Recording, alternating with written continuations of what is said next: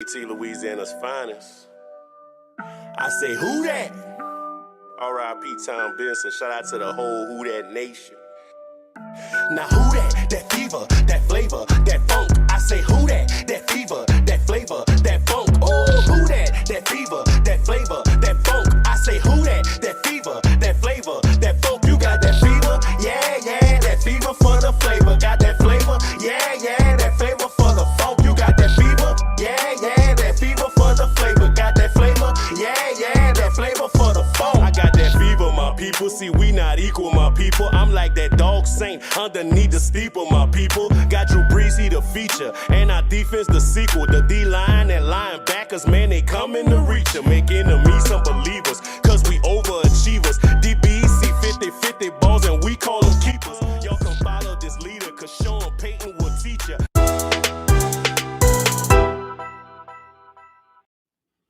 Saints Talk listeners, what's up? We back for the first off-season podcast. I don't know if it's the 2021 season or the 2020. Is it the end of the 2021 season or is it the beginning of the 2022 season? I have no idea, but you know, It's both, man. it's both. All right, we could take it. We could take it. Yeah. I'm your host, Contacts Kev. I got Saint Nick here with me. We're here to talk about a little Saints today. Shout out to chat. Shout out to everybody, man. You know, thank you guys for being here. You are the loyals after the season. Apparently, after the game, people were really interested in signing up. So you guys are crazy. We appreciate it. So, man, let's get into it. But first, we got to get some housekeeping out the way. Take the wheel. Are you a business owner needing some guidance with your daily accounting? Daniel Stant CPA can help get your finances in order. They provide relevant accounting information, detailed analysis, and clear communication in a timely manner. Call today 318-321-2765 or visit santcpa.com to get your finances in order. That's 318-321-2765. And also, as always, shout out to our guys, Firehouse Subs on Veterans Boulevard in Metairie. Good people, do a lot for the community. So help them out, buy a sub, and they'll do good for everybody else. And all right, guys. Also, we are building a podcast studio. It will be completed at the end of March. We've had some interest, but we are still looking for the right person to purchase the naming rights to the studio. So if you want your name said prominently, early, tweeted, all that stuff, you want to be, associated with us, help us do our thing, we'll promote you. We'll have a symbiotic relationship. Hit me up and we will figure that out. Yeah, and I suggest you guys do that because otherwise it's gonna be like a big picture of Nick up there, and ain't nobody trying to see that. So can y'all please can somebody take care of that? So all right, man. Well, here we go. The off season begins. The Saints are not in the playoffs. They beat the hell out the Falcons, but the Rams are a horrible franchise and continue to give the Saints to be a pain in the rear end of the Saints. So for the subscribers, you guys know that we had a post-game pod. We spoke about it right after the pod. You guys know how it goes. We are, we'll leave that for the subscribers to listen to. We're not going to rehash a lot of that, but we broke down the game and just kind of thought about, a little bit about some things going forward. And that's kind of where we're going to be going from here. Now it's the good time. And I know a lot of you guys was asking me questions about, quarterback this, who should we do this offseason, re-sign this player. And, I kind of I didn't blow it off, but I was like, hey, let's wait. Let's respect the season, right? These guys are still trying to play. And I ain't got to do that no more. So my DMs are open, like wide open right now. If you guys got questions, we do this for you guys. I like to talk to Nick, but I'd rather, answer you guys' questions. So I just want to put that out there. As always, you can save 20% on prescription right now. Subscription, excuse me. It's not a prescription. It might be a prescription because if you if you're feeling a little bit sick after the season, it might heal you a little bit. So regardless how you look at it, use the code RELOAD and pick a plan, man. I mean, support us. We appreciate any support you guys want to give us. So, Nick, what is the next move for the team, right? Like, is it I know they signed some future contracts. Like, where do they go from here? Do they start cutting guys who they think are going to be gone? Do they like try to extend some guys? Like, can they work on Marcus Williams? Does they have to wait for a certain date? Like, what are we looking forward to now going forward, Saints related? Yeah, I mean, the next couple of weeks will probably be a little bit quiet. If anybody moves on and gets hired away, we'll kind of start seeing that stuff kind of come about a little bit. Jeff Ireland has an interview. I believe it's going to be on Friday with the Bears. He's really the only name right now that's kind of out there. I'm surprised that there hasn't been That's an requests for attractive job too. I mean, that's an attractive job. It would seem like I'm pretty sure they're going to fill up that list though, right? I mean, that's It is. I mean, look, the Giants too. That's one that's always it's a prestigious place. So it'll be interesting to see kind of if they come after anybody with the Saints. I mean, I think that's one that would have some allure, just because they're one of the signature franchises, and I yeah. think just like people that have been around the game for a while kind of view that place with some prestige. Even though I think that there's like a lot of stuff wrong with the way they run that Yeah, organization. organizationally, it's a little weird. It's but yeah.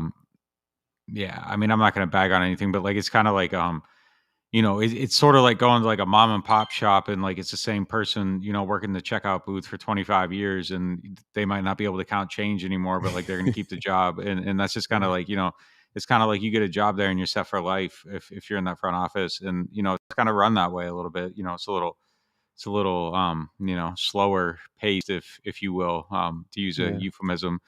So yeah, but I think as some of that stuff comes together, over the next few weeks, that'll be the immediate thing, and then they'll start doing their player evaluations, kind of putting together their plans for the offseason, where they're valuing people, who they want to try to keep, who they want to let go, and that stuff will just kind of play out a little bit slowly over the next few weeks as they get all that together.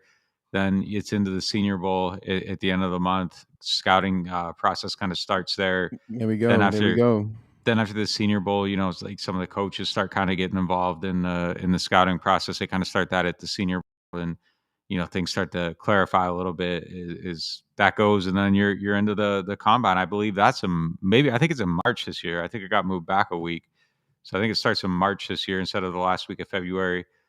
I'm curious. As far as I know, we will be at the Senior Bowl, so I think that's still a go. We'll see on the combine. It'll be interesting to see if they that's allow March us in 1st there. March 1st through March 7th, by the way, for that date on the combine. So coverage would probably be like the 3rd, starting March 3rd. But yeah, it'll be interesting to see if we're out there for that. I mean, I don't know. The Senior Bowl is not governed by the NFL. The NFL has kind of had a little bit tighter media rules on the little tighter rules on the media due to the COVID and all that. So COVID restrictions. Yeah, COVID restrictions. That's the phrase I was looking for. So yeah, I'm like, come on, Nick. Come on, Nick. Yeah.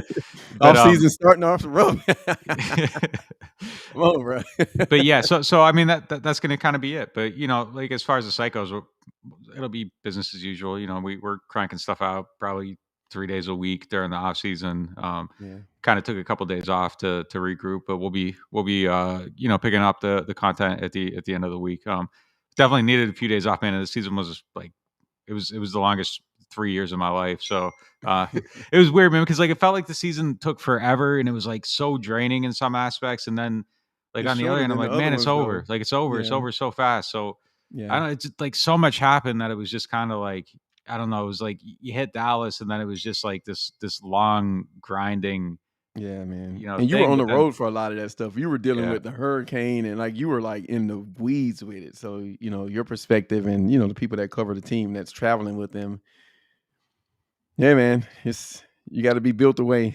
That was the first season of my life that like felt long. It was the first one that felt long ever, and it was just because it was all that stuff, man. It just like started out, and it was just like a month-long road game, and it was just kind of crazy how some of that stuff played out. Yeah, it definitely. I mean, it's crazy because they played the same amount of games this year as they did last year, right? And one extra game this year, no playoffs. Last year, one less game and a playoff game, right? And they lost it. But I'm with you. This season just felt long. It just felt like, why? And I think it's because previously, in the previous seasons, it was like No, it was pretty consistent. Like the Saints they're a good team. They're winning. They may lose a game here or there, but it really, I mean, you deal with some injuries and whatnot, but you deal with regular football season stuff. And this season, it was just like hurricane not playing here. It was like a bunch of mini seasons in one big season, right? You're displaced at one point because of a hurricane. You don't have home games, right? And then the Giants, you have basically no coaching staff, right, to play, to coach that game, and then you lose your quarterback, and then you lose your other quarterback, and then the injuries come in, and COVID takes out the team, and then your second quarterback comes back, and then he gets hurt, and then, he gets COVID, and then the other next quarterback get COVID, and the rookie starts. Just thinking about this season, it's like, man, I wouldn't like imagine like trying to draw like a diagram or something of how it happened. It'd just be really crazy. So yeah, it felt long, but now that it's over, you're like, okay, well, what's next? Right. Yeah. I'm ready for football. Maybe not football on the field, but just football stuff. And so I wish they were still playing. I mean, it's always like disappointing when the season ends, just because like it's like, what do you do now? It's kind of. I enjoy the job and everything. I want to keep going. I want to keep doing it. I was interested to kind of see what they would have been able to figure out against the best in the league, because I think the defense was maybe arguably. And I'm not doing like an actual like ranking of units here, but like arguably the best, most talented unit at what they do in the league. They're in that conversation. Their strength is as good as anybody's strength, and maybe exceeded anybody's. So I wanted to see what they could continue to accomplish. In the playoffs are just better schemes. Like everybody comes up with better schemes and figures things out, and they attack better, and they tend to draw out weaknesses better in those games. So I was just intellectually curious to see how some of that stuff was going to end up playing out. And I still can't believe they didn't get there, man. Like at halftime, it felt like everything was going their way. Everything was lined up. I was live tweeting that Rams game more than the Saints game. I was sending you updates. I was sending you text messages. First down, 2nd and 3. It was like crazy, bro. I didn't start looking up flights, but like I was like, thinking like, man, I wonder what day they're gonna play, like all this stuff, and then then just like very quickly, like it's unraveling. And look, man, it was so bad. Like my mailman asked me today if that Rams game was fixed. Like he calls, like he like yells my name, calls me outside, like he's like, hey, bro, was that game fixed? Like, yeah, tell me, bro. Like, I'm not going to tell you, buddy. Like, if I knew, how would I know? Yeah, I would not say the mailman. I mean, no respect. Yeah, but like, I mean, look, and I just looked it up. I mean, Football Outsiders have the Saints ranked number 3 DVOA, behind Buffalo and Dallas, and then in front of New England. Surprisingly, the Rams are number 5, which, I don't know, but I would say that when I saw Dallas and I saw Buffalo, and I don't know if there's a defense in the NFL that I would pick over the Saints defense. And I don't know if there's bias. I don't know if it's because I see a lot of them, but when I look at talent across the line, just where Davenport, Cam, and Onyemata finished the season, Demario Davis, my goodness. Quan Alexander, man, his play, I think his play was on the ascent at the end of the season. Pete Warner also, and then you look on the secondary. I mean, the rookie looked like he was coming into his own. Malcolm Jenkins, CD Deuce was playing out of his mind at the end of the season. Like, I think he probably played his best football. And then Marcus Williams, I mean, I think he's as good as you're going to get as a center fielder. And, we can talk about Marshawn. And it's like, when you look across that defense, like, if I had to pick a weakness, I would say, who's your shade? Other than that, I don't really see anything where I say, okay, that's like, and even that position wasn't problematic, right? So it's like, I don't know if I pick a defense over them. Just an aside there. I wasn't even talking about defense. I mean, like all like offensive units. Oh, you talk teams okay, units, okay. Defensive units. Like their defense might have been better than anybody's singular unit in the league. And I don't know where that's going to rank in statistically, or the DVOA or any of that stuff. But I think the degree of difficulty that they faced made them better than any other defense. They were on the field probably more than anybody. The pressure per drive was higher on them than anybody in the league. They were probably the least protected defense by their offense, at least among defenses in this conversation. That's a good point, so man. I think a lot of stuff that was going on with them, and just how much weight they had to carry. I think their defense might have been the best unit in the league, any unit. And I mean, it's in the conversation. I'm not saying like definitively it is, but like if you're like laying out everybody's best thing they do, I think it's in that top 5 conversation, and they might be smoking on the rest of the top 5 tonight. Hey man, listen. when we getting that album, man? By the way, Kendrick, if you're listening, please. We got Corday this weekend. All right, my bad. This is not rap. This is not a rap podcast.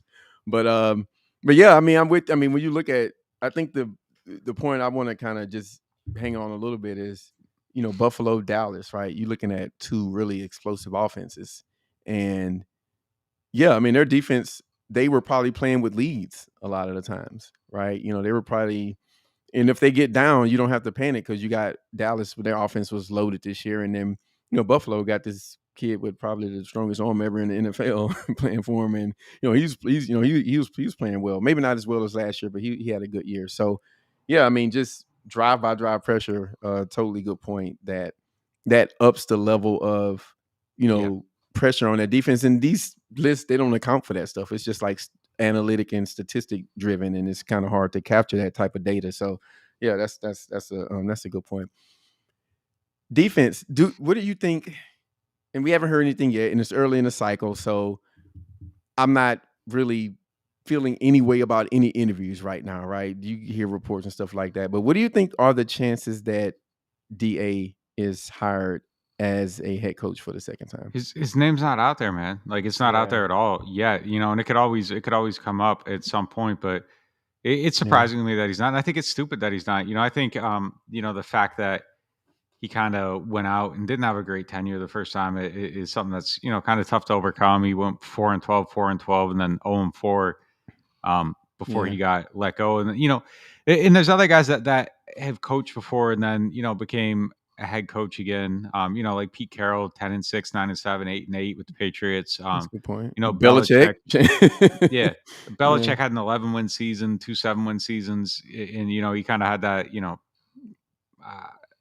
air about him, just kind of being like Parcells, like secret weapon and all that stuff. So Mike McCarthy is another one who got a second gig in Dallas. He coached for a long time though. I'm kind of thinking more like guys I kind of coached for that didn't have that like flamed out. Yeah. So I mean, I think it's just hard to get a chance like when you're a 4-win guy. But I think that's stupid, man. I think it's an unintelligent way to do it. And teams aren't good at hiring people, so their processes are extremely flawed. A lot of their hires don't work. Very few do succeed.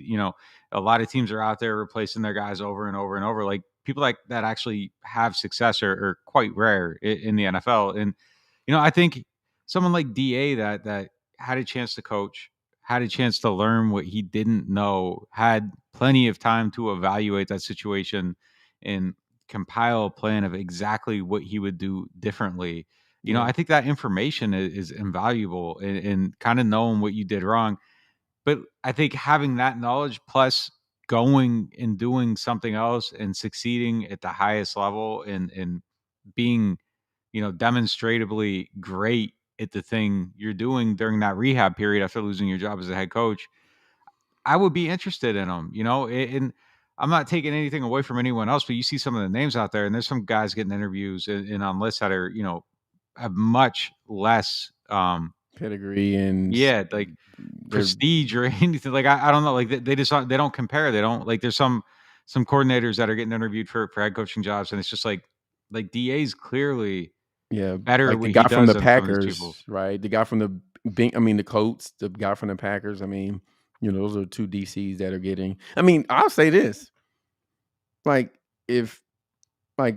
can we talk about the Chargers? Like, like that guy got a job, and it seemed like he was on the scene for like literally 1 year, right? I think he was a position coach or something before, and he got to the Chargers, and he was. I think the Chargers have been a disaster, as it pertains to the decision making on the head coaching side of the spectrum, and defensively. Like I would say, the defense is worse this year. And you got a defensive guy coming in. Like if I get a decent defensive head coach, my defense shouldn't get worse, right? I mean, that's the first thing. And then you look at some of the things. I mean, we talk about this thing that happened in the playoffs. We could talk about the timeout, blah blah blah. he called a timeout to get his guys lined up, and they still wasn't lined up correctly, right? And it's just like, this guy's a head coach, and it's like he's one of 32, right? So yeah, I'm with you. I think, and then to be up under Sean Payton and kind of be able to pick Yeah, but his he's got brain. sound bites that Twitter loves, man.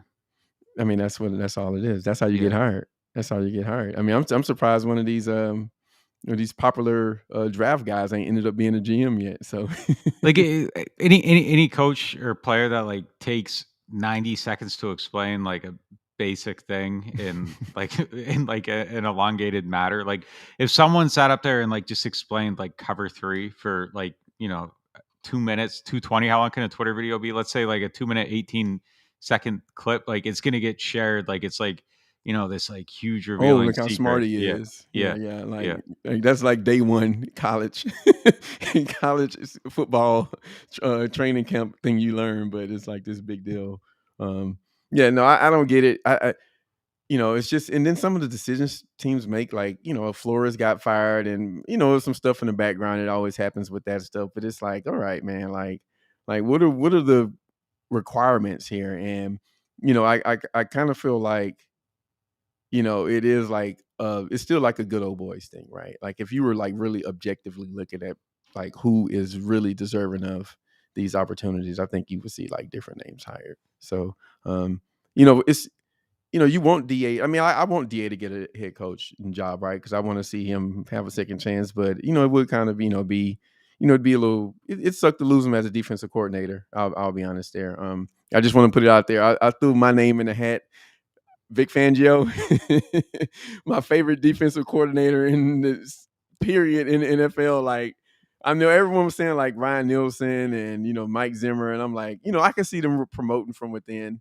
Richard could be a Chris, candidate. yeah. So what do you think will happen? Just spitballing, right? Just like if DA left, what do you think would they hire from within, or would they maybe go get someone? Just speculating here. I mean, I could see Zimmer for sure. I mean, I think that's somebody that Sean would definitely look at. I mean, that's his guy.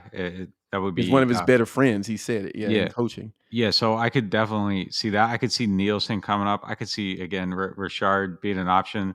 I would maybe try to go get Brian Flores. If he doesn't He's have a head hiring. He's coaching job. interviewing for a head coach job. Yeah, Yeah, if he doesn't so. get picked up though, I mean that would be somebody that would be very high on my list of people to try to go get. And he'd probably be a short timer, but I mean, look, you get the best coach you can get in What the about short Fangio, term. man? You don't like Fangio? Yeah, look, he'd be on the list too. I was just trying to give alternative Okay. options to the people that you said. So give me your ranking, right? If you had to rank, I would probably go Flores, man. Like right Flores. off top. Yeah.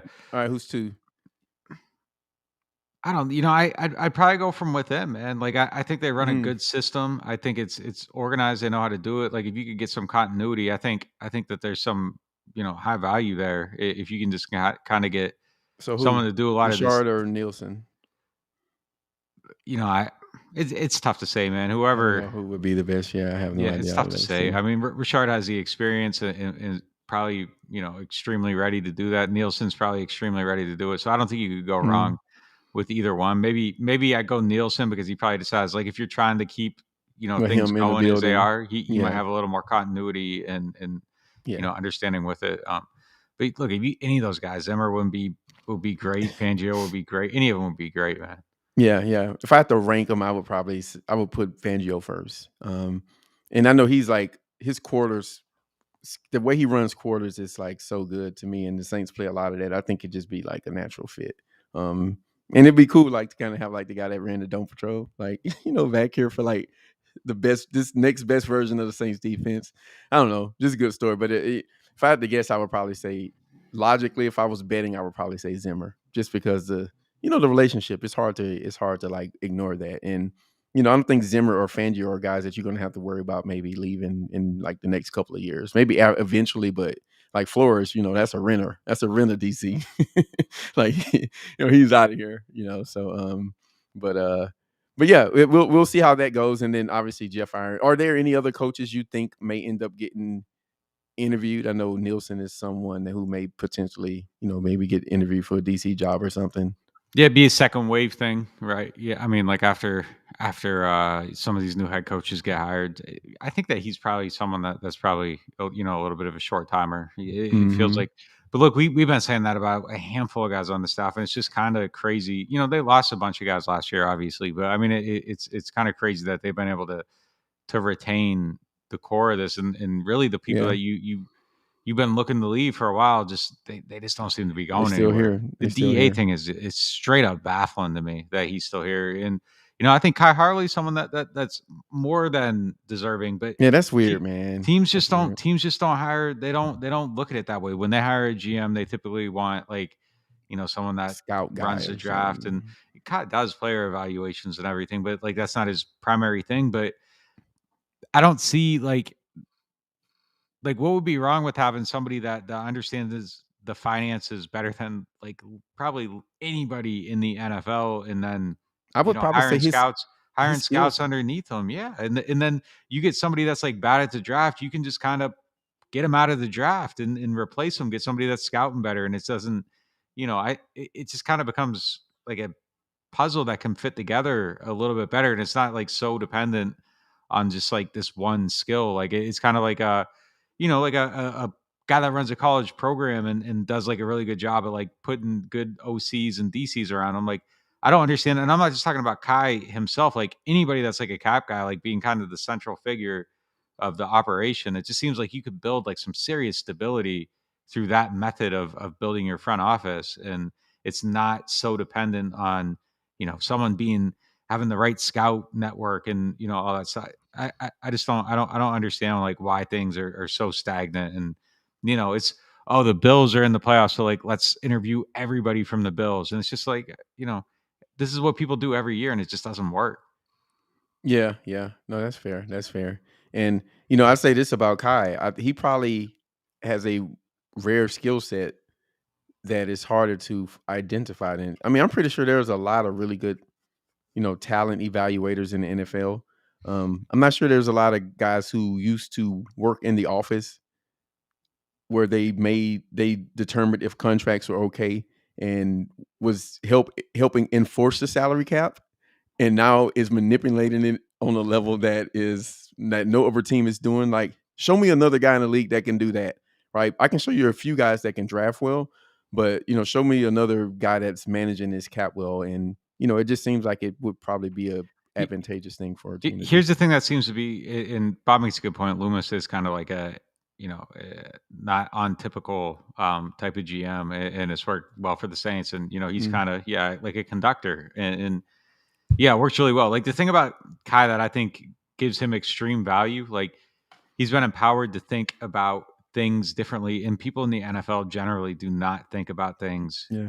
differently. Like everything is very conventional. Everybody's very scared of new ideas because new ideas get you fired. Like the criticism that the Saints take for their cap, like if that happened anywhere else, like the pressure would probably get to somebody, and you'd have people moved out because Or people the hear owner the would be like, I don't right, like the way. right. The owner would hear the noise. Like people hear the noise and they get uncomfortable. They look at it, but like Kai's been empowered to think about things differently, and I think Mhm. like if he were to be able to do things on a broader scale, like just being someone that comes from like a place that you're looking at things a little bit differently than everybody else, I think could potentially give you a little bit of an edge in how you do things, and you can break from the norms. And this is a guy that's going to probably look at things and wonder like why are teams doing things this way. And I just think that there's like a value to that I would be interested to see like how someone like him could fill out an organization, and just kind of how it would run.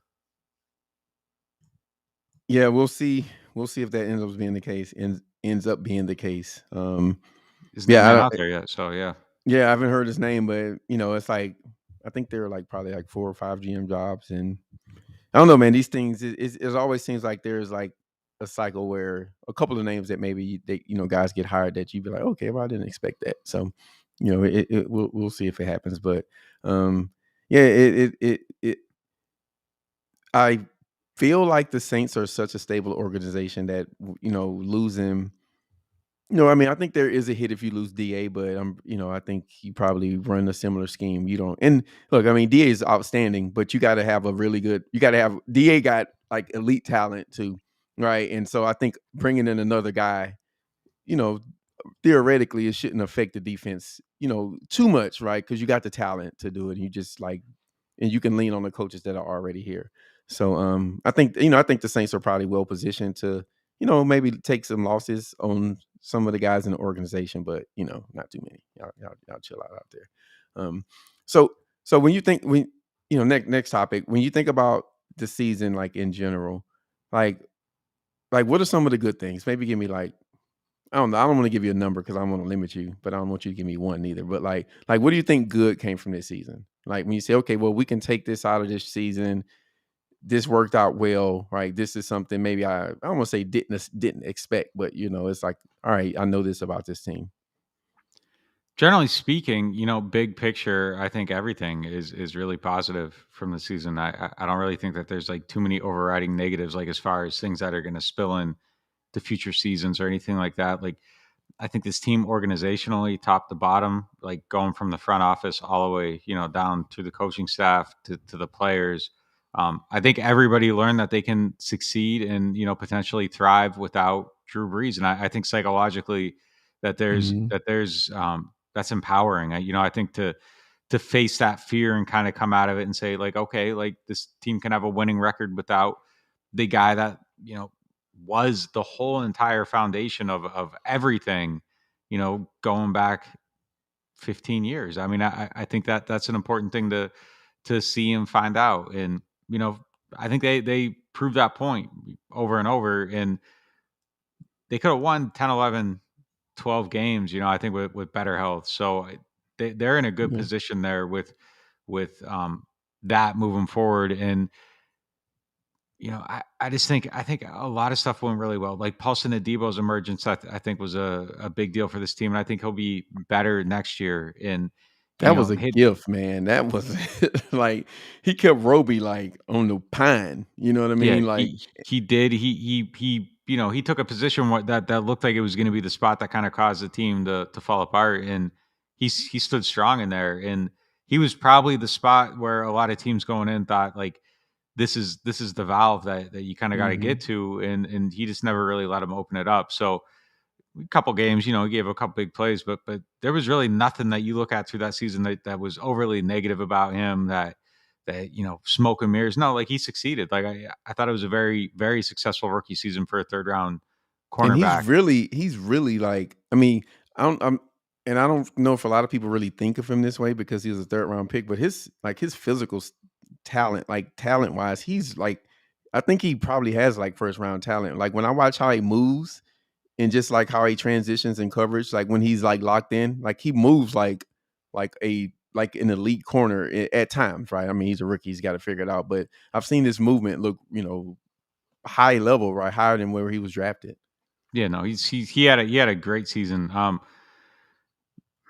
Positives, Oh, Pete. Come on now. That's your well, boy. yeah, Call him by his no, first name. he definitely no, Pete Werner definitely had a good season. I thought they used him incredibly well. I would have liked to see more of him throughout the season. I want to see more of him next year. We'll see what they do. Quan.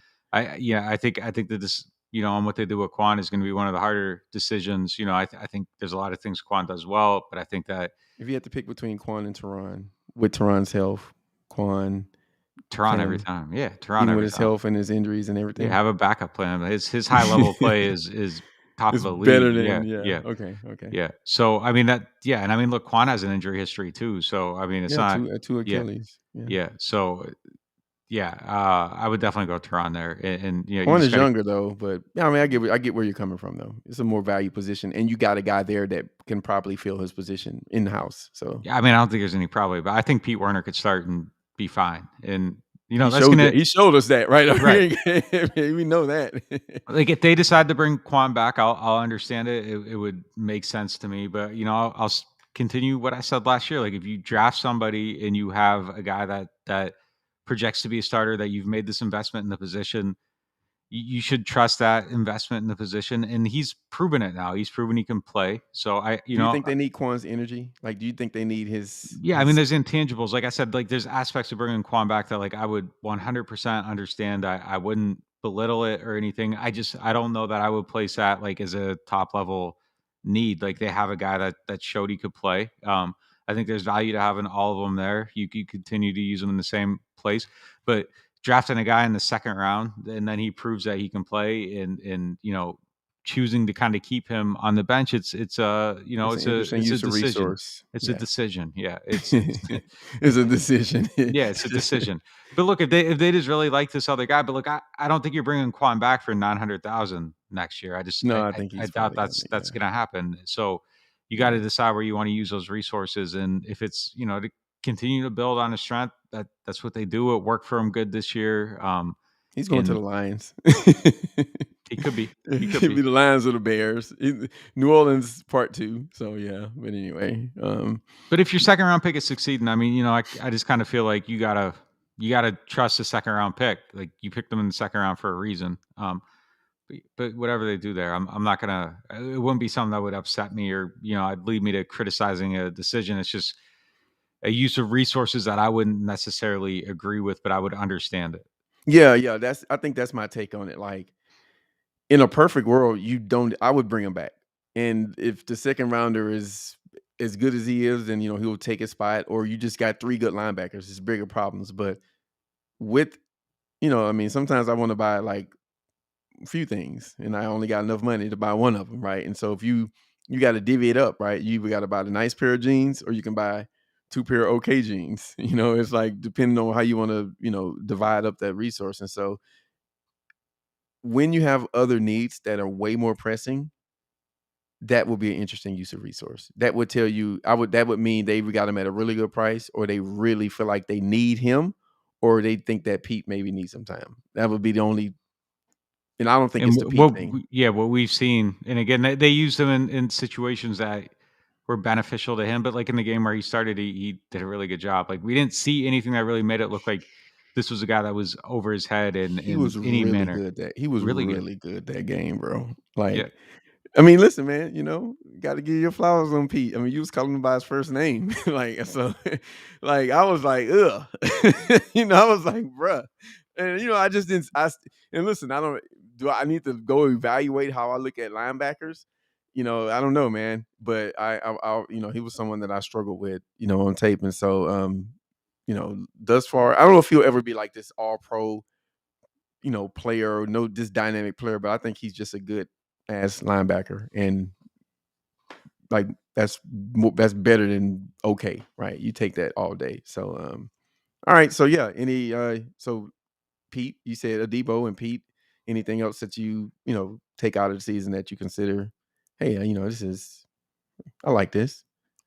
Man, I'm trying to think of one offensively. It's hard to get there, No, man. don't waste your time, It's bro. hard to get there. Don't waste your time. Don't waste I your think time.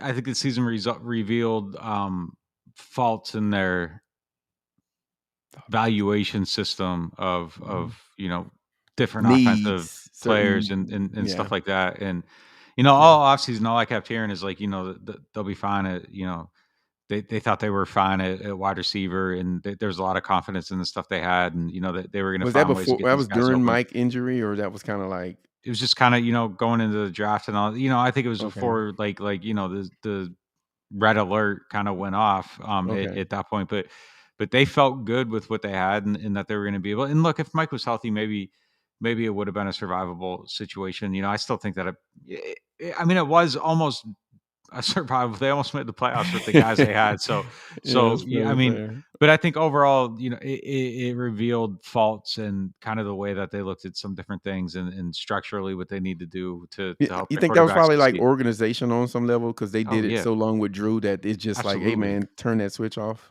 Yeah. Absolutely. Yeah. Look, I think Belichick had the same issues too. I think that he Mm, extremely devalued yeah, wide that's receiver true. really throughout his whole career. And then, they kind of had some struggles there and they kind of changed their approach. So you kind of see, the same thing going through it. But when you see your system kind of succeed in the same manner forever, you kind of see guys that you're pulling out of nowhere and they're getting lifted up. I mean, it's probably easy to kind of believe that We'll figure that it's out. more dependent on this thing than the guy taking the snaps.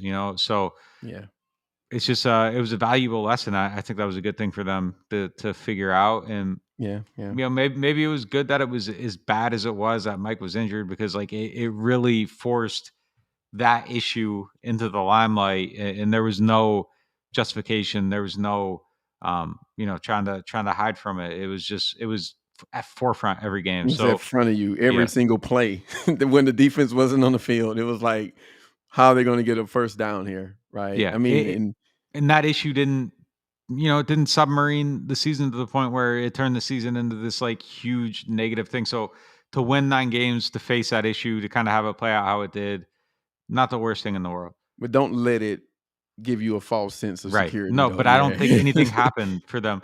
So like I think it was like the right level of bad is kind of what I'm saying. Like they had the faces. I think there has to be an admission of it, but it Mhm. wasn't so bad that it was like a punishing bad. It was just kind of like sense of the corner type of bad. Yeah, yeah. I mean, you can make a case that they make the playoffs with a better group there, but I mean, dude, there's just no like make a case. Like I mean, they yeah. were an interception away Yeah, so you can from make a making the case playoffs. that it was bad enough to where it kind of did sink their season, I guess is what I'm saying. Like A you can little kind of bit. say like if they wouldn't have had that oversight and could have gotten a little bit more production out of that position, then It sucks. When I say that, I mean it's like a 4-win type season or something I like that. get you. I get you. Yeah. Yeah, okay. I get it. It wasn't like a death knell for the team. Like, Yeah, right. It like was well, like you like sent to the corner, but not like, yeah, beat yeah, over yeah. the That's true. head. That's Yeah. good. That's fair. Yeah. That's a good point. Yeah, it didn't make it to the where they wasn't competitive, right? Correct. Like Yeah. kind of like you felt like people were kind of feeling like on the defense, like, oh, forget about the guys who at the time you seemed like you had a pretty good pass rush. Your linebackers seemed fine.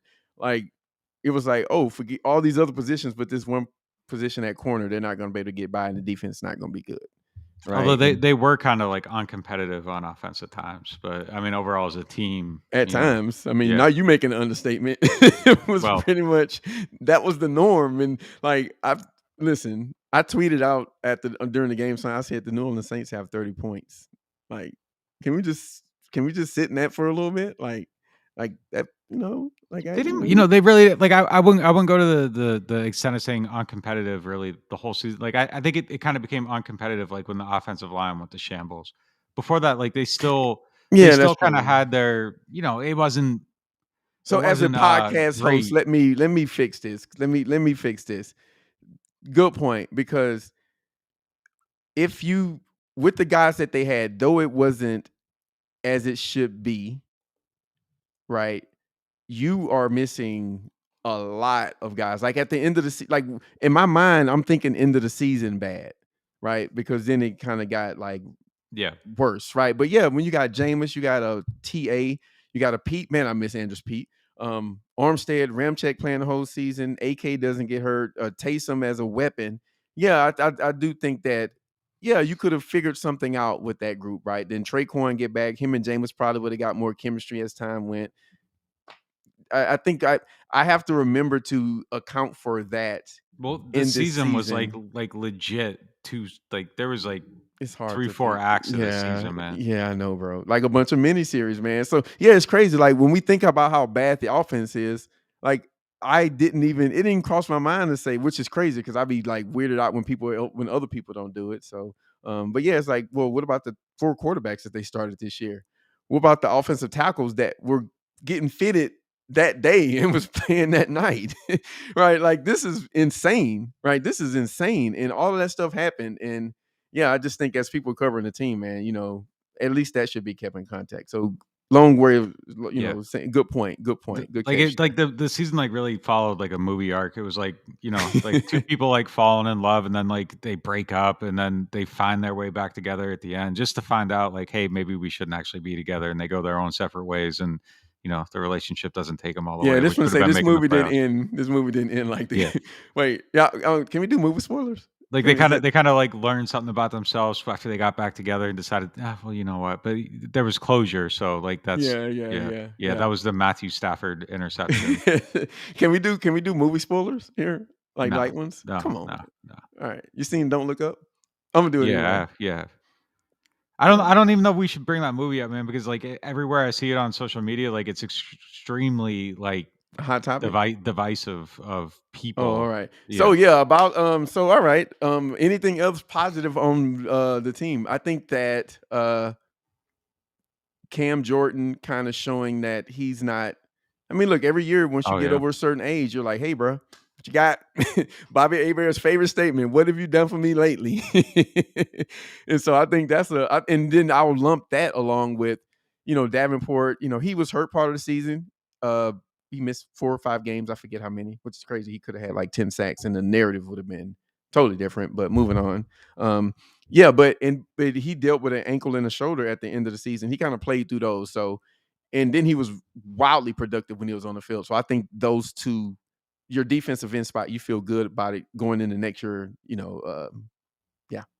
that position. I don't guess anything bad. What do you look at when you say, "Woo"? All right, we got the obvious, quarterback. We're gonna talk about quarterback. We're gonna talk about wide receiver, blah blah blah, injuries. But give me something like a little bit off the road, man. It's not off the road, but I mean, your interior O line, given the investment, that's where I wanted you to go. Yeah, was definitely a big disappointment this season. The Giants game in general, huge disappointment. Yeah, you gotta bring that up. Yeah, I mean, Alvin's injury, huge disappointment. I mean, I think if he stays healthy, they probably get one of those games. I struggle for big picture negatives. So can I give you one? Yeah, can I absolutely. give you one? The 2020 draft class. Yeah, well, yeah. What happened there? It's a bad draft, man. Honestly, like right now, look. There's time to bring it. There's still time to bring it together and figure things out and all that. But the early signs of it are extremely bad. Yeah, it's a disaster. It's a disaster right now. Like they aren't getting enough out of it. man. And I'm again. There's time. There's time to figure it out. But it is extremely underwhelming. As a class. Oh my gosh. Yeah. I when you look at those names, Cesar Ruiz, Bond. they wanted Bond in the first. Ireland, you could put that 2017 draft class up, but don't I guess some of the best decisions are the ones that you don't make, and that's a clear example of it, right? Troutman, he was supposed to be, I don't want to say like all pro or nothing like that, but you expect him to take a step, and then you just that draft class is looking bad. And if they, you can't have that many like that, right? That's how you get bad, and that's how you stay bad. Is if you continue to have like draft classes like that. And I think they kind of maybe had a better one this year, but yeah, that's something that was like one of the main things from this season. Because usually when you're looking at starting the season, you say, okay, well, which of the young guys are going to take a step up, right? This is the second year, so how good are they going to be? And I thought that was really underwhelming. If they come back and let's say they have another good draft this year, I'll be willing to give them a pass on 2020, just kind of with put a little Absolutely. COVID flag, COVID flag on it. Think, hey, maybe some of the abnormalities of that year kind of affected them maybe more than other people. Maybe it affected their process somehow. But they gotta have more good one. You like you said, you can't have that repetitively. They've drafted better than most years than not. 2017 kind of gives you an extreme high, but even just let's balance that one out for 18 was Davenport and Traquan. And that draft's looking a little bit, the Davenport decision I think is looking you feeling better more and more justified. Yeah. We should do one episode. I'll just do we'll go back and look at all the draft classes and give a high, medium, and low on each pick, and just kind of see what the final tally is. So that'll be a fun pod. Yeah, but 18's a general rough class. After Davenport, 19 not many picks, but a good. You come out of there, McCoy and CJGJ. You can't really complain. I think that's a good draft. If you get two starters, like that. Absolutely, in limited number of picks too. 20's obviously real bad, and 21's looking good. The early signs on this year's class are Turner's obviously got to get out there and get playing at some point. But that's not something you can. You can't evaluate that now. Yeah. Guy got hurt. It sucks that he got hurt, but you kind of see where it goes. You just put a to be continued next to that name, right? Yeah, you kind of leave that one alone. 16 was a good class. 15 was 16. his. Yeah, so he's been pretty He's been damn good, man. Yeah. better than not. Yeah, better than Yeah. not. Well, listen, before he came, this team wasn't as competitive. So you can say what you want to say. You Yeah. can't just take the 17 draft out of there. It's in there, right? And Right. it does tilt it big time. There's definitely two very rough classes, though. And Davenport's like the only thing that's saving 18 from not being like kind of like a total bust year. Who else was in 18? Traquan, Traquan, Davenport. yeah. Yeah, there was some. Didn't Caden Ellis come that year though? I mean, was that his in draft? Or do we take in undrafted free agents too? Because like No, that just that draft makes picks. it Just draft picks. okay. Yeah. Just draft picks. Okay. Well, Caden Ellis was a late round draft pick. So I mean, if he's your starting Sam linebacker, I don't know. That may not have been the year he got drafted. He I'm was probably. 19. He was Oh, he 19. was 19. Oh, we're talking Yeah. about 18. Yeah, that's right. So yeah, do you have the 2018 draft class up now? It looked like you Yeah, they do. got Davenport, Traquan, Rick Leonard, Ooh, Latrell all right, my bad. Jamerson, All right. Cameron Moore, Boston Scott. If they had kept him, I mean, that would have changed things a Yeah. little bit. And Will Clapp, which that's a good. I mean, he's a great 7th round pick to still have him around years Who, later. I mean, Cameron Moore. I'm trying to remember who that. he was the safety, I think. Okay. Oh, yeah. Okay. Boston Yeah. College. Wait. Was he Boston College? Yeah, he was from Boston College. Oh man. Yeah, that draft. That guy didn't. Yeah, He was a 6th round pick. Okay. Well. Okay. All right. I thought he was a 5th, but I don't know. I was thinking 5th that year. But yeah, that's a rough draft. That Rick Leonard pick. Like when you Brutal. talk about worst picks, I mean, I'm thinking Stanley Jean Baptiste, Stephon Anthony, Rick Leonard, right? And Ruiz is looking like he's trying to, he's got his head through the door trying to see if anybody's in there. So Everybody's asking what happened with Boston Scott. Like they just had too much depth that year, man. Really, they did. And I mean that was kind of like one of the issues with that draft class is that they just didn't have room to keep a lot of those guys on the roster, the late round picks, and they let them go. And a lot of players got claimed that they were trying to get through to their practice squad, and that was just kind of they were just. They were too good of a team, and I think that led to the approach of trading a lot of picks in the years moving forward. So that was kind of the reason behind some of the thinner draft classes. Yeah. No, I'm with that. Yeah, it's. Yeah, I mean, Boston Scott was. I mean, I wouldn't say like that's one that got away though. He's still like a 3rd stringer, right, in Philadelphia, or 2nd stringer at best. And they've been trying to replace him with Smallwood, and there's another guy I forget they drafted this year, the receiving back. So, yeah. Oh, the Key Kaha draft. Some names coming up. Yeah, that draft exercise is gonna be fun, guys. I'm just looking at chat and some of the names that come up. So, but yeah, I definitely think I think they'll probably have more goods than bad in that area. So, but all right, man. Well, I got this pod has given me a few ideas for some future topics. You guys know at times the off season gets rough, so keep them coming, man. Send them my way. If you guys got a good idea, it will get spoken about in the off season. I promise you at some point. So, yeah, we're still here. We're not going nowhere. NewOrleans.Football. You guys still gonna see us here on Tuesdays. The articles, we're gonna start cranking out the articles pretty soon. And you know how we do, man. The work don't never stop. It goes. So shout out to our sponsors, Firehouse Subs on Veterans, Daniel CentCPA.com. Need a little extra money. That's where you go, man. He help you get your taxes right. So again, you guys get 20% off a subscription, not a prescription, like I said earlier, using the code RELOAD. You guys can see it on the screen right now. So go sign up if you haven't.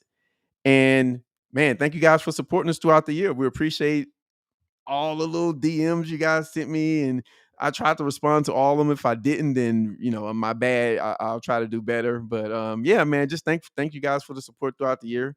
It's been a good year for us at NewOrleans.Football. Just some of the growth we've had, and it's because of you guys. So yeah, man, just want to say thanks. So you guys be safe. Thank you guys for listening. We'll see you next week. We out.